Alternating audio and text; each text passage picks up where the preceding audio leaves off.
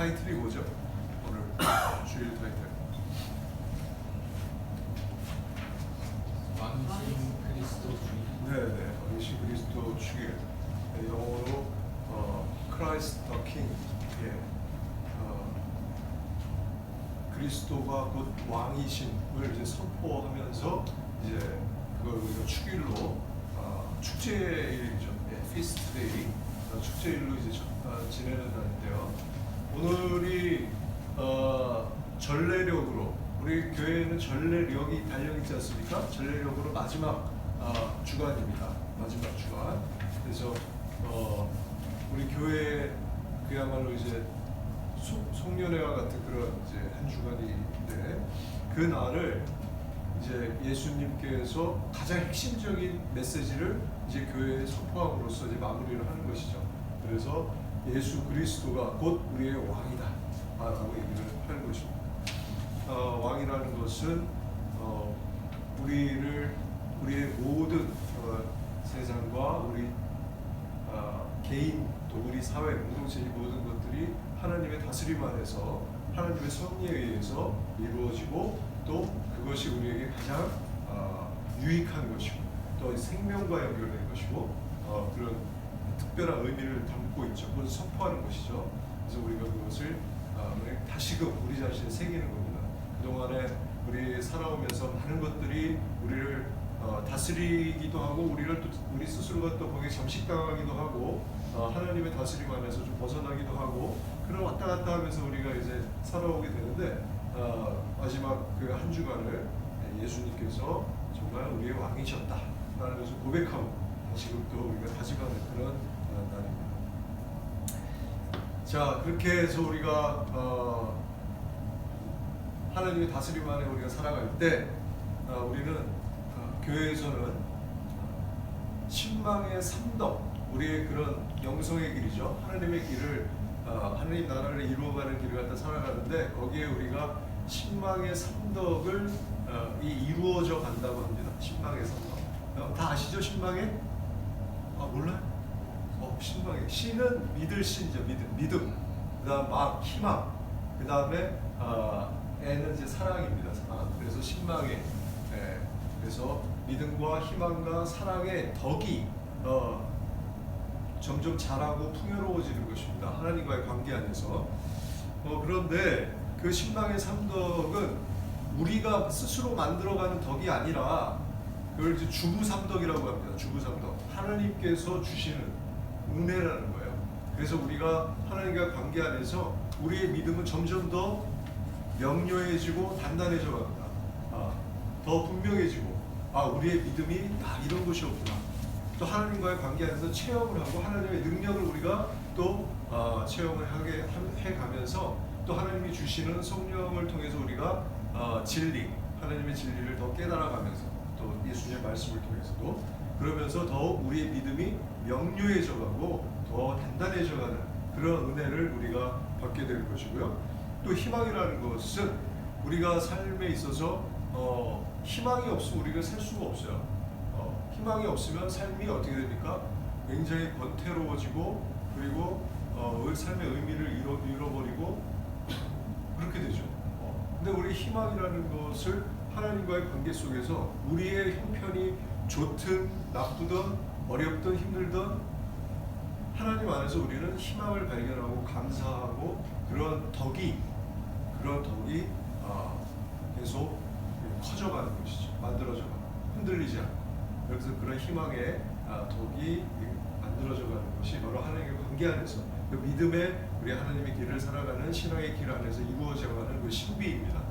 그것도 이제 우리가 체험해 여러분들도 그런 걸 느끼면서 살아가실 거라 생각합니다. 기본적으로 그런 하나님과의 관계를 잊지 않고 매일의 기도 생활과 그런 삶을 살아가신다면 여러분들은 그것을 체험했을 거예요. 그리고 사랑, 그 열매와 같은 것이죠. 사랑은 우리가 쉽게 얘기하면 원수를 사랑하라고 했을 때 당황하는 이유가 뭐냐면 사랑을 감정으로 잘못 이해하고 있기 때문입니다. 사랑은 그런 감정이 아니에요. 감정을 포함할 수 있지만 그 사랑은 이제 그 실천하는 덕이죠. 그 사랑의 덕, 그게 이제 열매를 맺는 것이죠.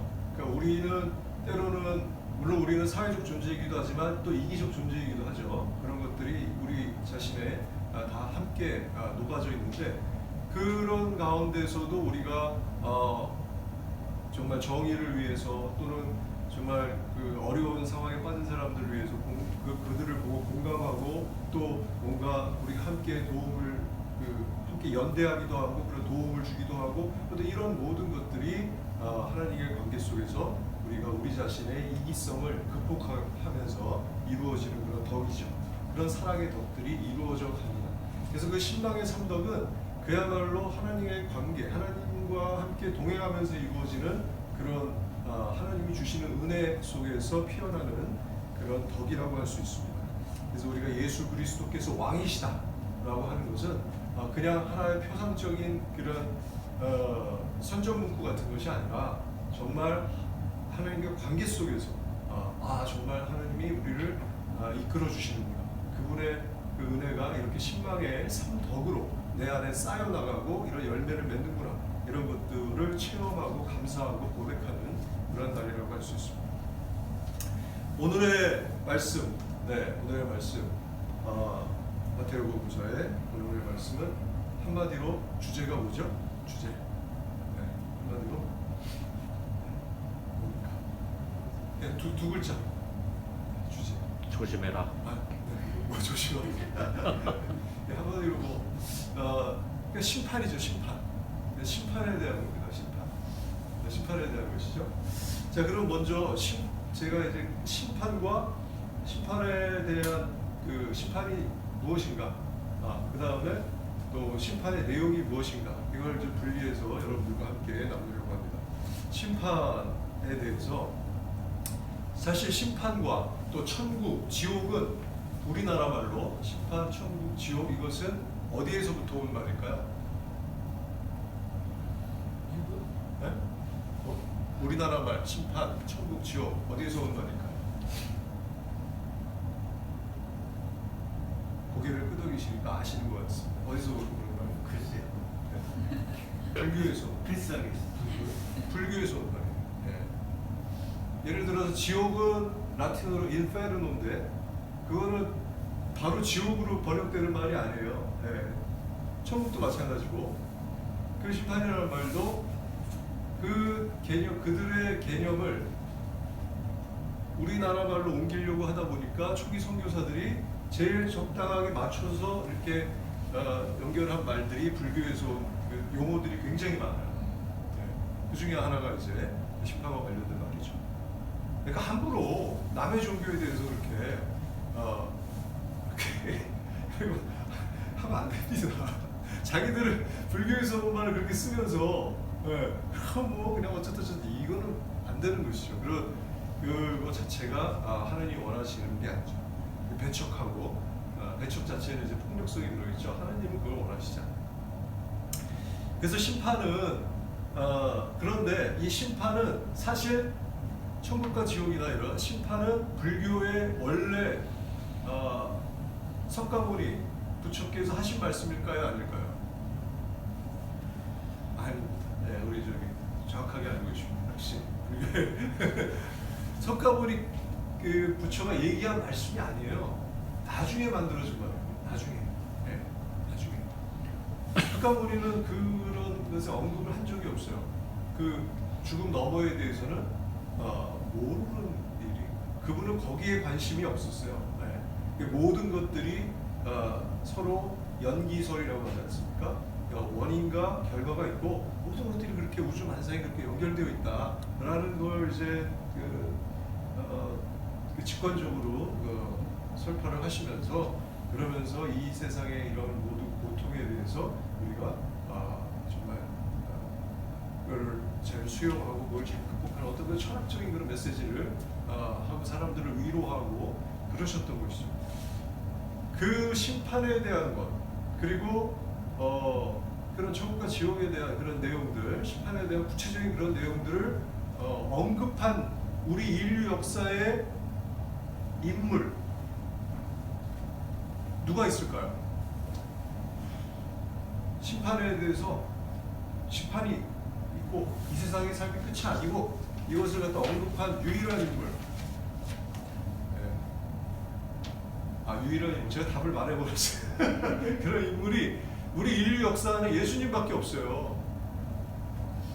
구체적으로 그 얘기를 한 분이 예수님밖에 없습니다.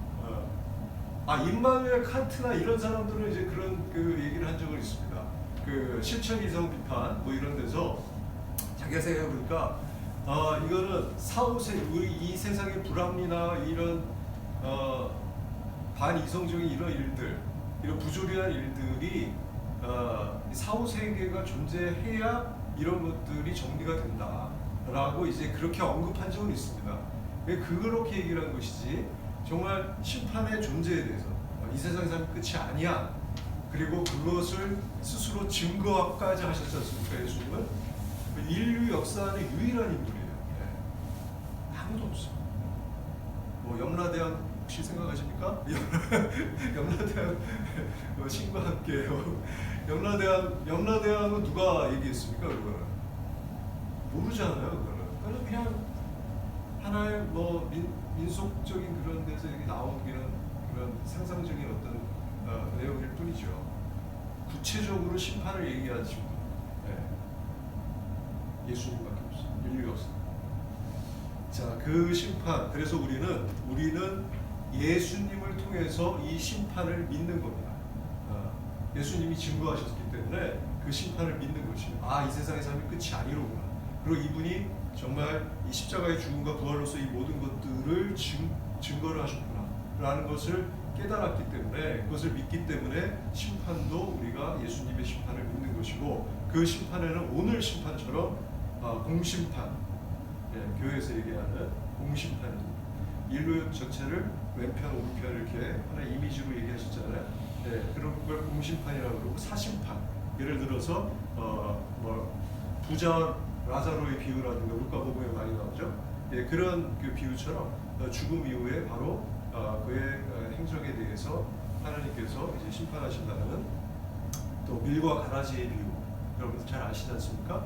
그런 다 이제 사심판과 관련된 그런 내용이기도 하고 공심판의 내용도 함께 포함이 되어 있습니다. 그래서 우리는 사도신경에서도 어떻게 고백합니까? 산이와 죽으리를 심판하러 오시리라 믿나이다 라고 이제 고백을 하는 것이죠. 그래서 우리의 심판, 우리 교회가 얘기하는 심판은 바로 유일하게 심판에 대해서 얘기하셨고, 그것을 증거하셨던 예수 그리스도를 통해서 우리는 그 심판을 믿는 것이고, 그래서 이 세상에서 온전하게 다 제대로 정의가 구현되지 못했다 하더라도 그 사람, 그런 불의와 정말 폭력을 저지르고 수많은 사람들을 위해했던 그런 사람들은 거기서 끝나는 것이 죽어서 이제 모든 책임에서 벗어나는 것이 아니고, 역사적 심판만 있는 것이 아니고 하나님의 정의도 분명히 이루어질 것이다 라고 믿습니다.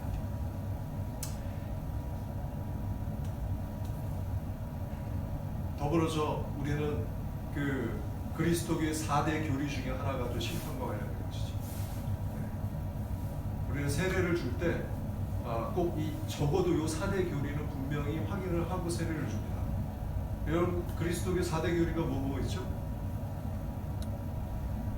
저기 강원도에도 그 어디요? 강화읍성당, 옛날 그 고택이죠. 강화읍성당에도 가보면 여기 기둥 딱 정면에 기둥들 있잖아요. 지금 그 성당 기둥들을 보면 다 이렇게 써 있습니다. 한자로 쫙쫙 써 있어요. 4대 교리하고 이제 다른 내용들도 써 있는데, 4대 교리 뭐 써 있습니까? 4대 교리가 첫 번째, 천주 존재. 예수님을 통해서 알게 됐어요. 하나님이 계시구나. 그 하나님이 우리 아버지시구나.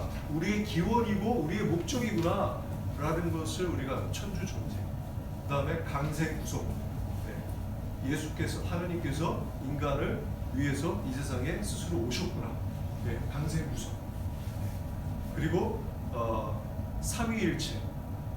우리가 체험한 하나님이 분명 한 분 하나님이신데, 그것이 삼위일체라는 신비를 통해서 우리가 체험을 한 거예요. 성자 하느님, 성령 하느님, 그러나 한 분이신 하느님. 이거는 이제 신비죠. 그걸 갖다 체험한 거예요. 삼위일체. 마지막으로 심판과 관련된 삼선보람이라고 써 있습니다. 이 4대 교리예요. 그래서 우리는 이 심판에 대한 믿음을 갖고 있죠. 자, 오늘 예수님께서는 그 심판의 비유를 하시면서 얘기를 하시면서 왼편과 오른편 그리고 그 기준을 얘기하셨습니다. 기준. 그게 뭐였죠? 그게 뭐였습니까?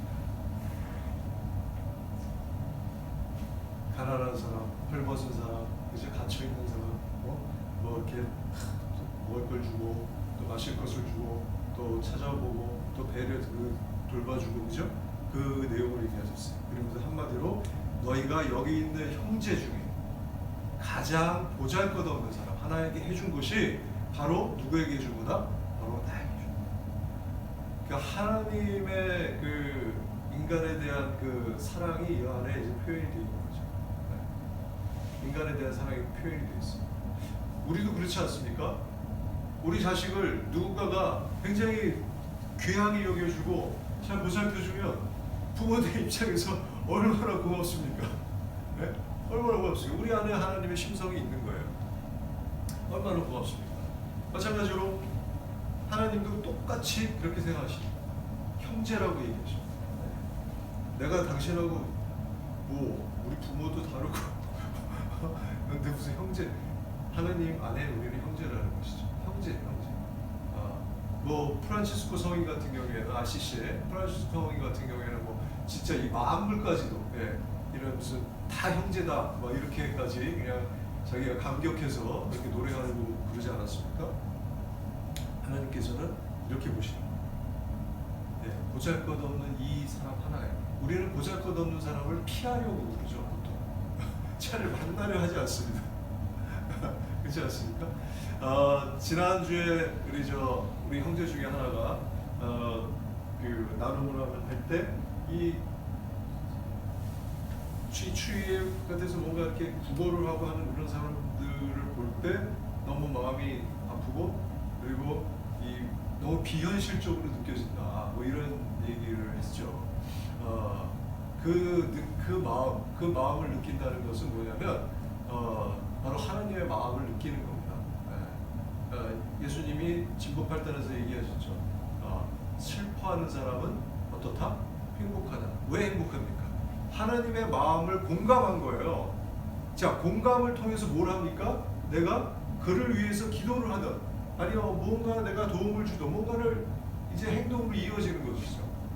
그게 이제 애덕이 되는 겁니다. 애덕.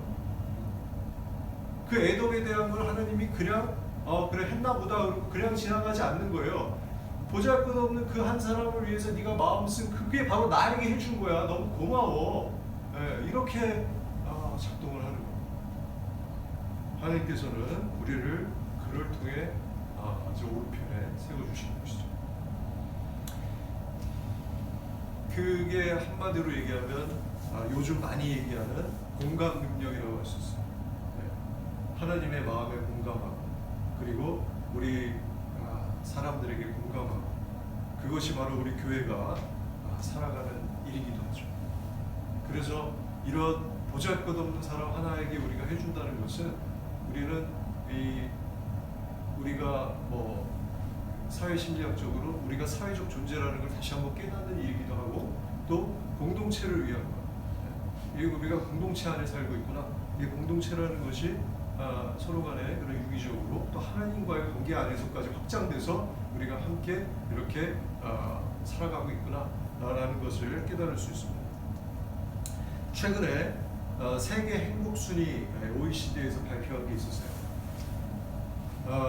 우리나라가 OECD에서 행복순위가 행복지수가 몇 등이었을까요? OECD에서 OECD 안에 들지도 못했어요.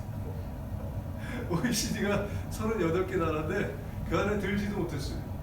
바깥으로 벗어났어요. 전 세계 137개국 조사를 했는데 그 중에서는 저희가 57인가 58인가 그 정도로 완전히 이제 추락을 했습니다. 저는 하나님께서 우리의 공동체, 이 땅의 하나님 나라를 너무나 염원하고 계시기 때문에 우리가 당신의 왼손으로서 왼팔로서 그 역할을 해주고 또 참여하기를 바라시기 때문에 관심을 가지지 않을 수 없죠. 그래서 한번 조사를 해봤어요.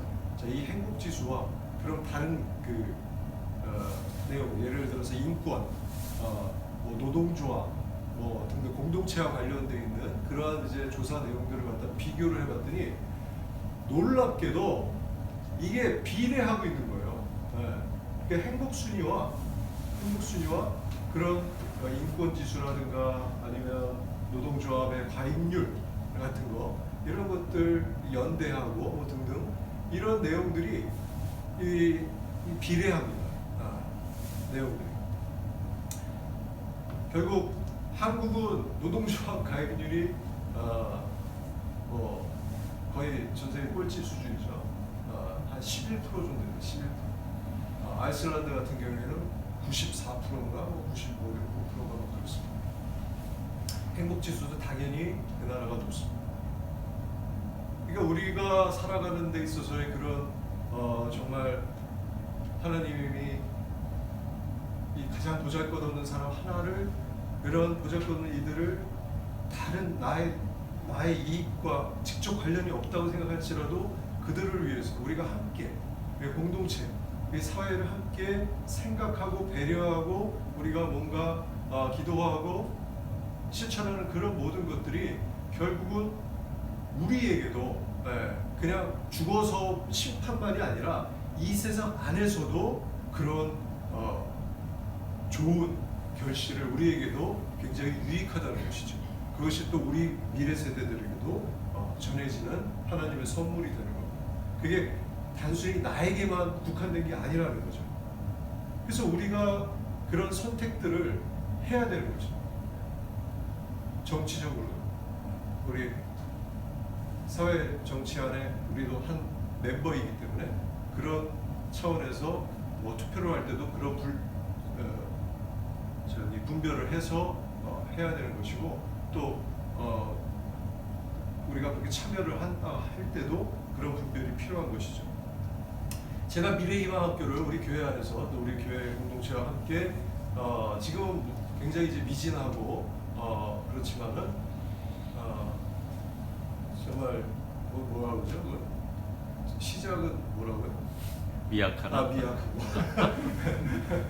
시작은 굉장히 미약한 지만 그래도 있고 없고의 문제는 다른 것이기 때문에 그렇게 해서 이제 진행을 하고 하는 이유도 미래희망학교로 진행하는 이유도 바로 오늘 말씀과도 연결이 되는 것입니다.